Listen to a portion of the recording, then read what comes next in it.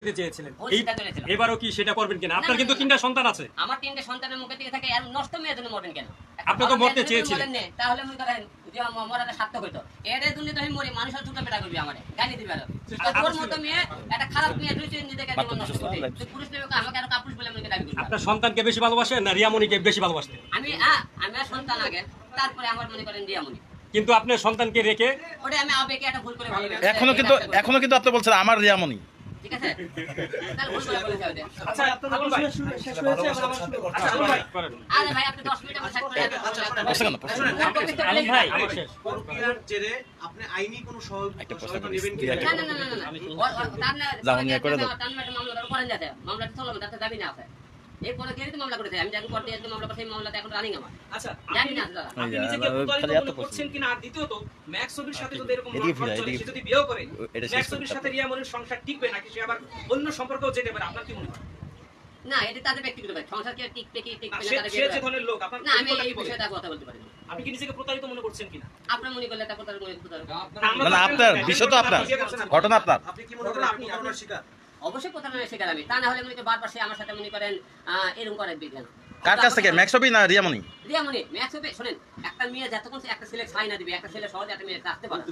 12% মেয়ে ছাই থাকা লাগে।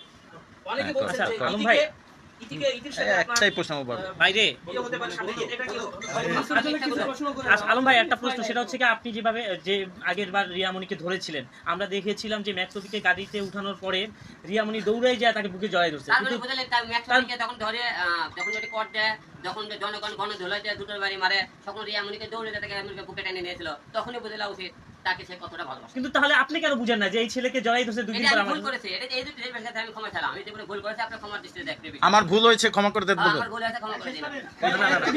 না সেটা হচ্ছে গিয়ে শেষ করে আবার কিছু করবে। প্রাথমিকভাবে আমাদের মেসেজ হলো আমার ভুল হয়েছে, ক্ষমা করে এখন আমাদের যে আধা ঘন্টায় বলেছেন এই 2 মিনিটে একটু কথাগুলো একটু ক্লিয়ার বলুন। শেষ না না, হওয়া না, পর্যন্ত এটা- আরো 10 মিনিট। আচ্ছা ঠিক আছে, পরে দ্বিতীয় কথা বললেন, দ্বিতীয় কথা আলম ভাই আপনি এটা বলবেন এখন শেষ করে দেন। ভাই না শেষ হয় না। আসলে বাইরে কেউ নাই, বাইরে তেমন কেউ নাই। না না ফুল কপি সবাই দিয়ে আমরা এই তাকে আমরা সে মনে করি আমরা এটাতে মূল্য টার্গেট আর তো কোনো কথা আলম থাকবে ভাই একটা প্রশ্ন, অনেক খারাপ সময় গেছে, রিয়ামণির সাথে এই মুহূর্তে একটা ভালো স্মৃতি আপনি শেয়ার কোনো করতে রকম পারেন? বিষয়ে এখন কথা খারাপ ভালো কোনো কথাই বলবে না। সে একবার নষ্ট মেয়ে, খারাপ মেয়ে, কোনো ভালো কোনো স্মৃতি নেই। ভাই সেটা তো আপনি আগেও জানতেন নষ্ট মেয়ে, আচ্ছা সেটা আবারও বললাম যে ঠিক আছে এখন তো ভালো কোনো স্মৃতি নেই। আবারও তো রিয়ামণি আপনার পায়ে ধরে ক্ষমা চাইলে আপনি আসবেন কিনা? ভাই ক্ষমা মানুষ বারবার হয় না, ঠিক আছে? দেখ এরপরে যদি ক্ষমা হলে আপনি তো দেখবেন না। তখন আমরা ভাই ভাই আলম ভাই রিয়ামণিকে ঠিক আলম ভাই। তাকে দেশবাসীর কাছে ক্ষমা চেয়ে তাকে দূরে সরে দিয়েছেন। কারণ একটু বলেন, একটু বলে দেন। বিষয়টা বুঝি রিয়ামণিকে সংবাদ সম্মেলন করে রিয়ামণিকে নিয়ে তাকে কেন দূরে সরিয়ে দিচ্ছেন এই কারণে। সম্মেলন করার কারণ হলো যে পুরো দেশবাসী জানে হিরো আলম আর রিয়ামণি মিল হয়ে গেছে। দাঁড়া বলে আমাকে স্বামী আমার কথা আমাকে ডিভোর্স দিয়ে তুমি করে দিয়ে করো নাকি, সমস্যা কেন? সে ডিভোর্স তো দেয়নি, গেল। 2 নম্বর প্রশ্ন, আমরা এই জাতিকে জানাতে চাই, জাতি যেন বুঝতে পারে যে হিরো আলমের সাথে রিয়ামণি এই মুহূর্তে আর নাই, তার সাথে সম্পর্ক বর্তমানে নাই।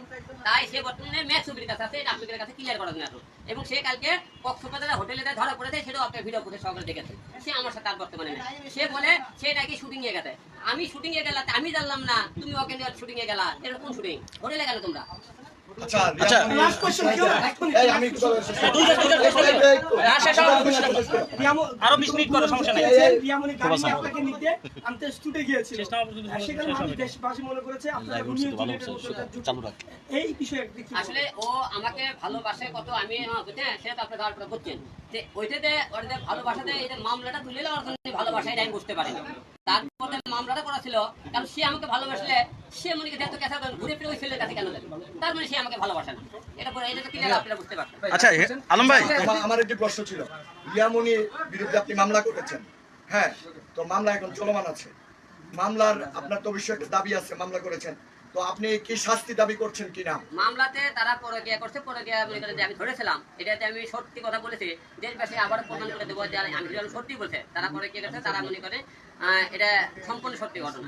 এটা আপনাকে প্রমাণ করে দেবো। 2 নম্বর কথা মনে করেন তারা যেহেতু ঘোষণা দিয়েছে তারা বিয়ে করবে, যে বিয়ে করুক তাদের কথা না, যে বিয়ের আগে তারা যে পরে কি শারীরিক সম্পর্ক করতে এটা আপনি প্রমাণ করে দিবেন। প্রমাণ করবে আইন, এবং আপনি আইনের জানেন, কাছে তো আমাদের হ্যাঁ, প্রমাণের এবং আপনি বলতে চাচ্ছেন যে আইন যে আপনার বিচারটা করবে সেটা আপনি মেনে নেবেন। অবশ্যই অবশ্যই। আচ্ছা আলম ভাই আরে দাঁড়াও আলম ভাই রিয়ামনি আপনাকে তালাক দিতে বলেছে, ইতিমধ্যে সে সোশ্যাল মিডিয়ায় জানিয়েছে।